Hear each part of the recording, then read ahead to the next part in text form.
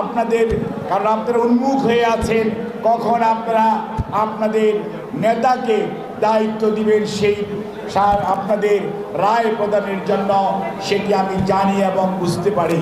কিন্তু আজকে যে কথাটি বলে আমি আমার বক্তব্য শেষ করতে চাই, দেখলাম কেউ বলছেন, বিশেষ করে যারা দুই চারটা, সবাই না, দুই চারজন যারা সব সময় ধর্মের কথা বলেন, কিন্তু কথা বলেন সময় ঠিক ধর্ম এবং কথার মধ্যে কেন জানি বেমিল পাওয়া যায়, অমিল থাকে।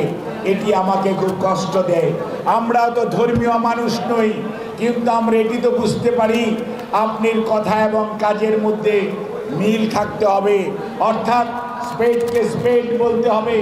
কেউ বলছেন বিএনপি এত খারাপ, বিএনপি, আরে ভাই আপনি কি আয়নায় নিজের চেহারাটা দেখেছেন? আপনার সাইজটা কত? আপনার অবস্থানটা কি?